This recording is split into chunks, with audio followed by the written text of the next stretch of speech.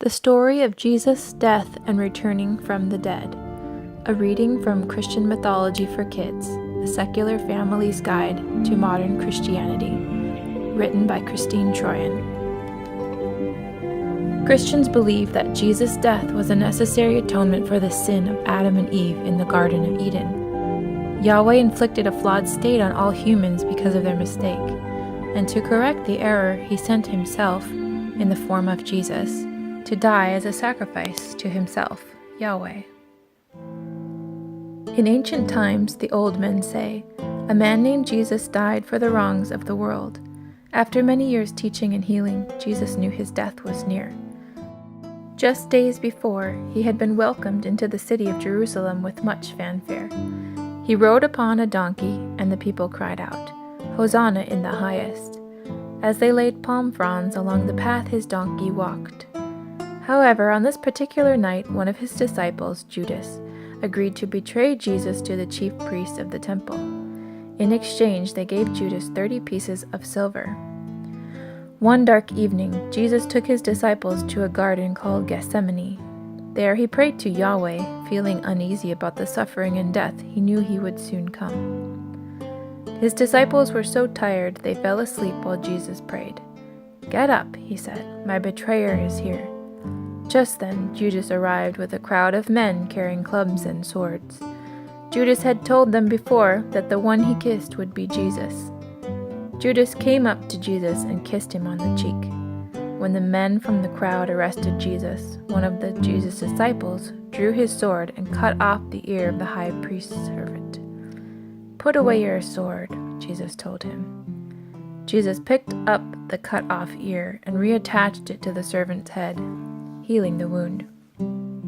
Jesus was taken before the Sanhedrin, the Jewish court of law, to answer for his claims that he was the Son of Yahweh. They found Jesus guilty of claiming that he was a god and sentenced him to death. They bound him and brought him to Pilate, the Roman governor of the region. The Jewish people demanded that Jesus be crucified. Pilate questioned Jesus, saying, "Are you the king of the Jews?" "You say that I am," Jesus replied. Pilate failed to find any fault with Jesus, but felt pressured by the mob to execute him. He washed his hands of the death of Jesus and sent him away to his death. Jesus was stripped of his clothes and a crimson robe placed upon his shoulders. They put a crown of painful thorns on Jesus' head and mocked him as king. Jesus carried a heavy wooden cross to the hill. There he was nailed to the cross along with 2 criminals. As Jesus was dying on the cross, darkness covered the land in the middle of the day. Just before he died, he let out a loud cry, my God, why have you forsaken me?" After he died, there was an earthquake that shook the ground. Rocks split apart, and tombs broke open. The veil of the temple was torn, fulfilling an Old Testament prophecy. The dead bodies of many people came out of their tombs and went into the city. After Jesus died, they took his body down from the cross and prepared the body for the burial. Jesus' body was placed in a tomb and a large stone rolled over the entrance. The Pharisees asked Pilate to position guards before the tomb so that no one could steal the body and claim Jesus had risen from the dead. 2 days after Jesus had died, his friends Mary Magdalene and another woman named Mary visited the tomb. When they arrived, an earthquake shook the ground and an angel swooped down from the sky. The angel rolled the stone away from the tomb entrance and sat on it. The guards were so afraid they shook with fear and fainted. "Don't be afraid," the angel said to the women. "The Jesus you are looking for is not here. He has risen from the grave and is on his way to Galilee." The women ran from the tomb to tell their friends. Jesus appeared to them on their way. Mary and Mary fell at his feet and worshipped him. Jesus told them to tell the disciples that they should meet him in Galilee. That night, the disciples had locked themselves in their house in fear that the Romans would go after them for stealing Jesus' body from the tomb. Suddenly, Jesus appeared to them in the locked room. "Peace be with you," he said. They were completely amazed and overjoyed to see him. Jesus showed them the wounds on his hands and feet so they knew it was really him.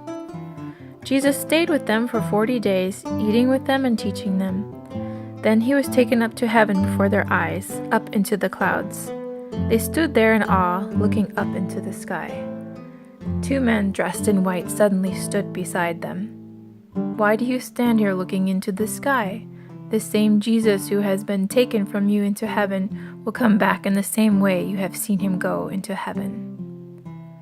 The time frame from when this supposedly happened to when it was actually recorded is in question. Human memory is notoriously inaccurate.